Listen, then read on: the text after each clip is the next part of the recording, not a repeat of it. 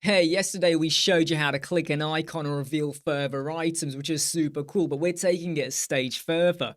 We've got another container. You might have text, images, you could have whatever you want. But when I click this plus sign now and keep watching it, it rotates, changes color, and reveals different items. And when I click the X, it rotates back and goes back to its original color, and we're back to our starting point. This is not done with a pop-up. This is done with some child containers and a tiny bit of code, and I'm going to show you how to do that right now. We're going to use the same page that I used yesterday just so you can see them side by side. So we've got child 1 over here, and I'm now going to drop in another child container, and we'll call it child number 2. So we're going to basically do a similar version to what we did before, but we're going to do it inside here.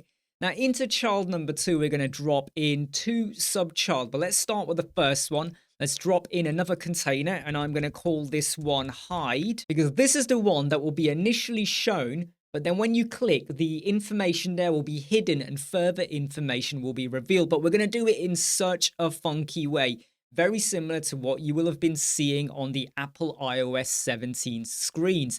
So into here, we're going to give it a background color. We'll give it a border radius of 15. We'll add in some padding, and we'll drop in a header and a bit of text. Let's go and drop in an icon. I'm going to change it to be the +1, which is this. I'll go back to my sub-child container, and I'm now going to set the height. This is actually very, very crucial to anything you do. Because if you're going to reveal another container, if you don't set the heights to match, you're going to have a bit of a mismatch, and it's really blatantly obvious. So we have a sub-child container, height of 400. Always do make sure it's set to full width, by the way, in terms of content width, whenever you're working with child containers within another container. We've got some content, and we have our icon, but I am going to position my icon to be in a very particular place. Now, you could, if you want, go for space between and all of that. However, what I'm going to do, I have found that if you set this as an icon, set it to be absolute, it works so much better. So I'm going to leave that as a start, go to my icon, go to my advanced tab, and where we have position, I'm going to set it to be absolute. So that is now going to be fixed in position within that sub-child container. We're going to go and set it to be on the right-hand side, and we're also going to set it to be at the bottom. But then I'm going to offset it a little bit. So I'm going to say give me 30 and give me 30 over there. So if I now just show you that on preview, you can basically see it. Now let's do some housekeeping, because we do have to set some IDs. So for the sub-child container that is called hide, I'm now going to go to the advanced tab and give this an ID. Now, if you watched the previous video from the day before, I called the 2 sub-child containers in here cont111, cont1 for container 1, and then cont222 for container 2. I'm going to call this one cont333. I'm only doing this so that when you see the code, it's so obvious where I put these IDs, so it's easy for you to go and manipulate them. Then I'm going to go over to the icon, go to the advanced tab, go to where you have CSS ID, and I'm going to call this icon123. Sorry, icon333, not 123. Icon333, okay? Because over here it was icon 111 and icon 222. If you're unsure, go and watch the previous video. Now comes some of the clever bits. We're going to duplicate this subchild, and I'm going to rename it to now be show. We'll have a look at the content. I can keep whatever I want in here, okay? Or I could modify it. It's entirely up to you what you put in here. Just make sure we are working within a 400 pixel height. But here's the sneaky bit. You see this icon, because it's duplicated, we're going to get rid of it. So in the first container, we leave the icon. In the second, there won't be, because what we're going to activate is actually going to be the same icon or the same widget, element, icon, right? And it's so clever. The final thing we're going to do is go to our new container that we will reveal, go to the advanced tab and give this an ID of cont1234. I don't know why I keep saying that. It's cont444, okay? cont444, right? Again, because I called it 1 and 2 over here, and then we have number 3. And we have number 4. I could have added in a different color for the container, but I'm not going to do that because I just want to keep this really simple. So I'm going to leave it as the standard color. Now, if I go back to the child container that contains these 2 subchilds, we're now going to drop in a HTML widget. And I like to always stick it at the top. Now, here's something else you want to do before we drop in the code.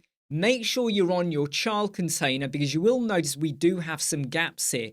I'm going to zero out the column and row gaps, because when we have the full-on overlap, I want it to basically not have any like discrepancies because you had a bit of a column or a row gap in there. So let's go and drop in the code and watch what happens to this bottom container. As soon as I hit paste, it disappears. Let's just see what this is doing. So cont444 was the new one that will be revealed. So from the get-go, we've got margin top -400. Because if you don't do that, when it is hidden, you'll then have a 400 pixel gap below. So if you've got other sections or containers that follow on, there's going to be a massive gap, even though it's not displayed. So you want to completely get rid of that. So I just found this worked better. So here's the really clever bit. What it does is it says that container 4 will not be revealed until you click onto icon 333. And when you click icon 333, which is this icon here, it will rotate it by 45 degrees. So initially the rotation is 0 degrees, which is what you see now. When you click it, it will actually go the other way by 45 degrees to become a cross. It rotates. There is a little bit of movement. I'm not going to lie, there is a little bit of movement, but it is quite subtle, okay, unless you really stare for it. And then what it will do is it will reveal container number 4, or the second container that we want to show. It rotates it, and it also changes the color. So the fill goes from black to the reddish color that we like to use for Web Squadron. Let's go and see it in action. And look, you can clearly see where I've got cont444 and icon 333. So when it comes to modifying this, it's pretty easy to identify where the IDs are. Watch the plus sign, right, and watch what appears, okay? Remember, we didn't do a background color change, but if there was, it would have appeared. And it's about 0.5 seconds transition.